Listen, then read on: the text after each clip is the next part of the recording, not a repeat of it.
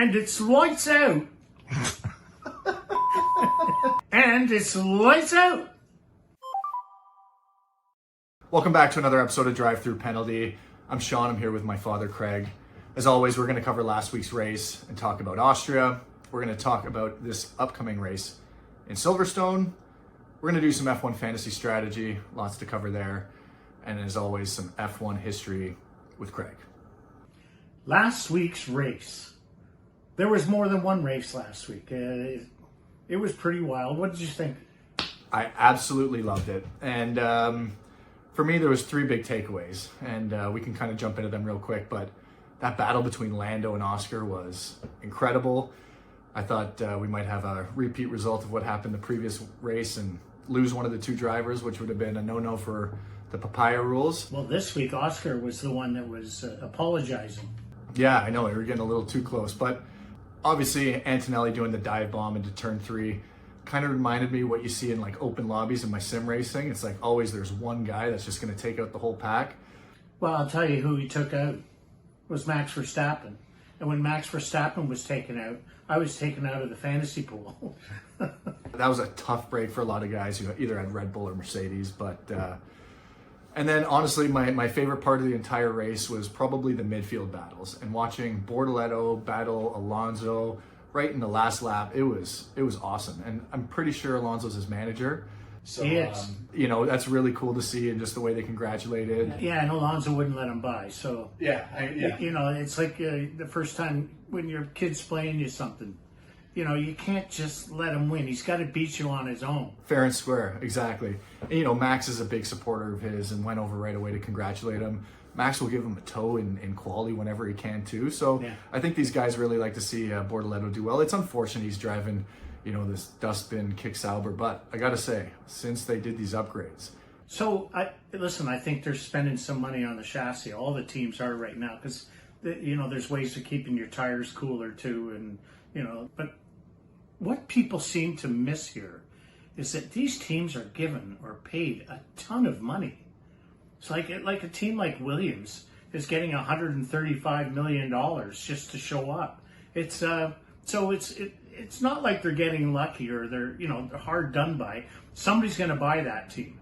For those of you that stuck around to watch the trophy presentation, the uncorking of the champagne and everything, you would have noticed something that in 8 decades had never happened. 8 decades. Bernie Ecclestone was on the podium. 94-year-old Bernie Ecclestone was on the podium for the very first time. He used to say once the race started, he went home because his job was done. So that about sums it up for Austria. It was a great race. Some interesting stuff happened in the fantasy world, and we'll talk about that later. But I think it's time that we jump into what maybe is my favorite Grand Prix of the entire season, and that's the British Grand Prix at Silverstone. This week, we were at Silverstone, Northamptonshire, England. 52 laps, 5.89 kilometers long, 2 DRS zones. I love this circuit. Why do you love it?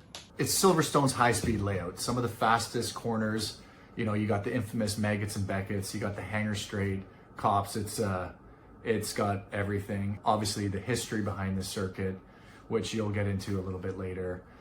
No, I'll get into it right now, because I think that one of the things that I like about Silverstone is it was the home of the very first Formula One race in 1950. I think it was May 13th, and it's kind of like the St. Andrews of golf.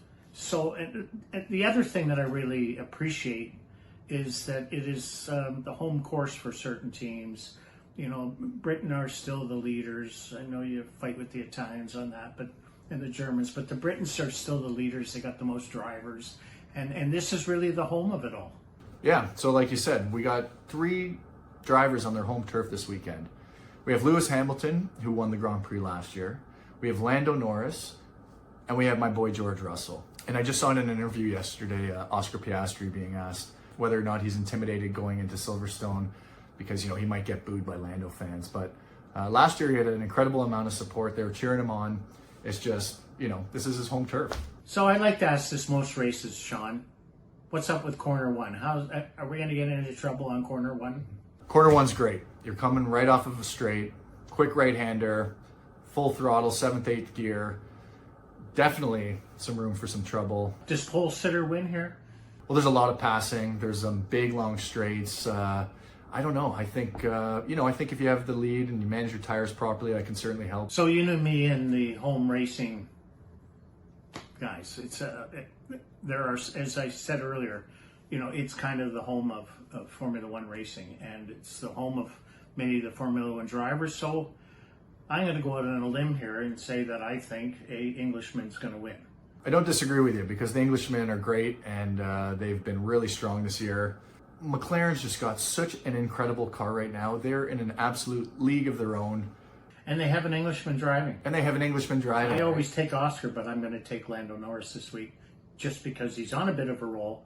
But I don't know. Again, I always say the same thing over and over again. I think being his home race is going to be special for him. And that doesn't mean Lewis might finish 2 spots higher than he usually does. He might make Q2 this time. Well, out of George Russell and Lewis Hamilton, who do you have finishing on top? I have the Mercedes finishing on top. I do too, and it is going to be a chillier weekend this week in Silverstone, and you never know what the weather's going to be like. It's calling for, I think, 50-60% chance of rain in both qualifying and the race. That's a nice day there. That's a nice day there, and as a fan, it's going to make for exciting television. That being said, if you have Piastri as your ×2 driver, I don't think that's necessarily a bad choice. But if you swap Lando in already, probably stick with them. George Russell would be another good 2 times. If you stick around to the end of this video, we're going to cover all things F1 fantasy. We're going to go over budget building, which I've been preaching since day one, but it's helped me tremendously in my league. I've climbed from 25th place to 5th place. I had a great week last week. I made a couple not so great calls, keeping Colapinto in instead of Bortoletto, but we did really, really well. We're making a lot of money, and we're going to cover that in just a little bit. If you made it this far in the video and you're watching right now, I just want to thank you guys very much for tuning in. If you can like and subscribe, that helps Craig and myself grow the channel, and I think this would be a great time to pass it over to CD, and we will get into some good old F1 history. So we're going to do something a little different this week because that new movie that just came out, Sean and I had an opportunity to go see it. Why did we choose the other day? Because we wanted to see it in time to talk about it, because it's huge and it's been advertised through the F1 network for the last 2 years, so the anticipation's there. And the interesting thing about it is I believe Brad Pitt in that movie is the 3rd highest paid driver in Formula One today. So my first experience with motor racing, Formula One, in 1966, the movie with James Garner and Eva Marie Saint came out, and at the time they were big time, movie stars. And I was just a young kid and went to see it in the local theater, and we were slot car racing and all that stuff in those days, but this was kind of the first time that this was on the big screen, and it really lent some authenticity because the story was fictional, but the authenticity of the racetracks and the cars and the lifestyle that went on in the 60s following Formula One racing, the champagne drinking, it wasn't quite like it is today. That was a great movie. If you get a chance, you should watch it. The next now when I talk about Formula One movies, Sean, I'm talking about where there are Hollywood actors stepping in. We all like great documentaries, and there's lots of them. There's Ayrton Senna, there's Jackie Stewart, there's Michael Schumacher, there's one on Bruce McLaren, there's one on Frank Williams. I haven't seen all those. Before I die, I'm going to see every one of those. But the next time that the Formula One racing took to the big screen, and this was again fascinating for me, in the year 2013 in a movie called Rush. Again, if you have not seen this movie, you have to see this movie. The reason I find it so fascinating, other than the fact it was Ronnie Howard directed it, and they brought new technology of cameras. They won Oscars for that. But this was the 1976 season, kind of. There was a little bit beforehand, where you got to see, you know, in the Formula 2 and that, but it really focused on the 1976 Formula 1 season. And I happened to be at 2 races that year. I was in the United States at Watkins Glen, and I was also at Mosport. So being as big a fan as I was that year, I recall all these things that happened. And you got to see them kind of relive their way through it. And it had that horrendous, again, Niki Lauda crash, but it showed him coming back a few weeks later.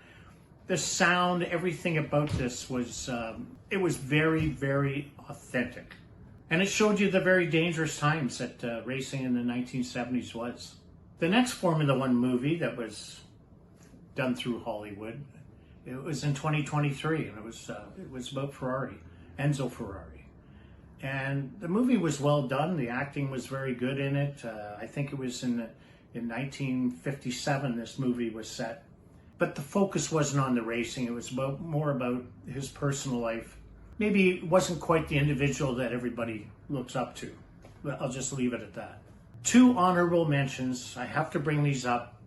Le Mans, it's more about the endurance racing, but Le Mans starring Steve McQueen was quite the movie. And recently, and boy, it's right up there. It could be my favorite.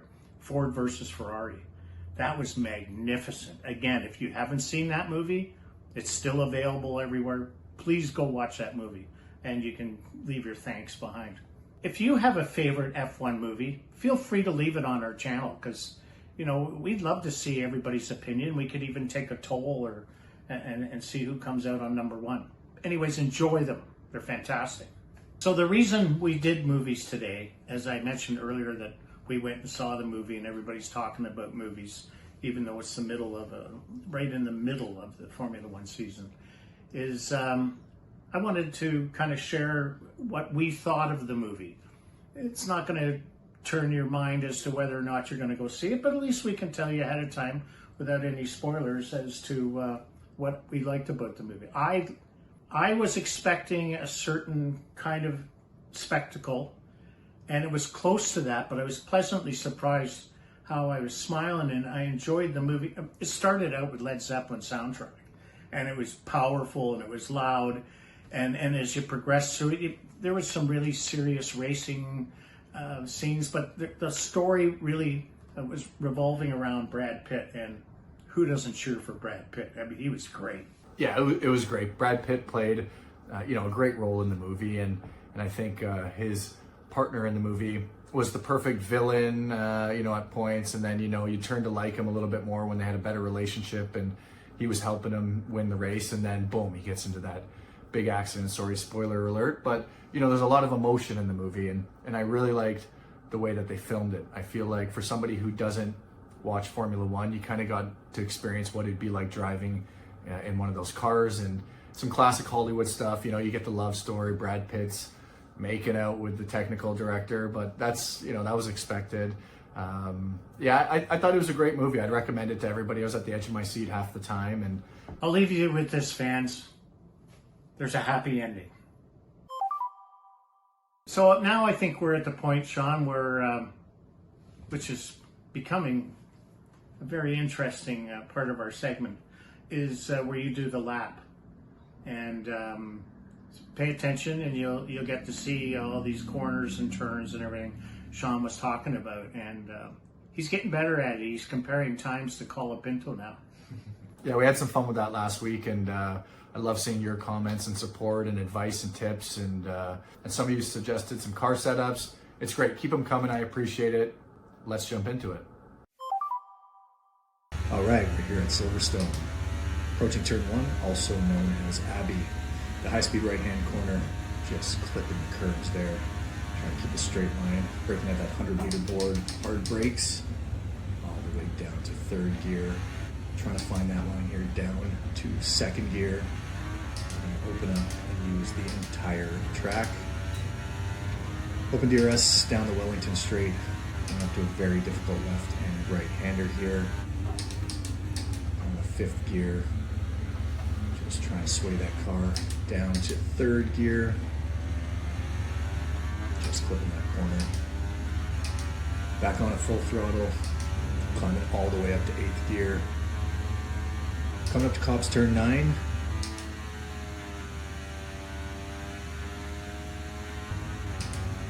Back up into 8th gear.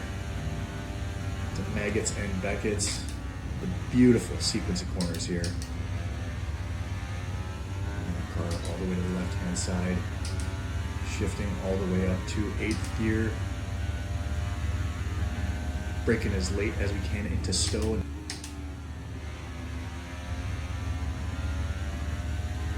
Coming up to club the final left and right-hander. Just clipping that curb there. Just clearing the entry here on the exit. And that is a lap at Silverstone. Okay, Sean, thanks for the lap. And I think one of these times we should try it in the rain. Next time we'll do it in the rain, but that's why I love Silverstone. Those high-speed straights, Maggots and Beckett's. It's just got such a good flow, and I'm very excited about this. Feel the weekend. history? You feel the history there. So before we end the video today, there's a lot to talk about in the F1 fantasy world. There are some definite must-haves this week, guys, guaranteed to make you some money. Some interesting strategies, some interesting builds. The meta's maybe changed just a little bit. Great differentiator teams. So let's jump into that and pay attention. Welcome back to another F1 fantasy segment. We're going to be talking about our team, how we did last week, and some moves that we're looking to do moving into Silverstone that you should also consider.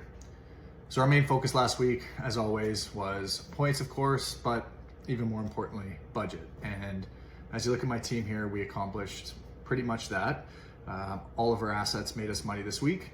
Some made us a little bit less than we would have liked to, like Gasly and Colapinto, especially knowing how much money those teams made that had Bortoleto.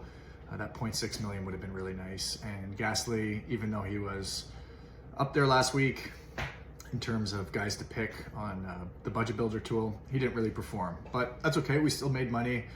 We're still in the green 100%. It's just now what do we do moving into Silverstone? So if you're looking at a lot of the top performing teams, most of them do have at least 2 kick assets. And you know that's always a risk because historically in the past, kick hasn't been a great asset to hold on your team. But right now, Nico Hülkenberg is an absolute beast. He has $7.8 million and climbing. So if you don't have him, you're definitely missing out. I would love to replace Colapinto for another kick asset. And, you know, if you watch a lot of the F1 fantasy podcasts and good creators out there, we're talking about triple kick asset here, having the kick constructor, Hülkenberg, and Bortoleto. And what that does is that frees up a lot of money. So just to show you real quick what that could look like. If we drop Colapinto, we drop Ferrari, you know, we get our constructor in here, kick Sauber. Look how much money that frees up. You know, that obviously gives us the ability here to have Bortoleto.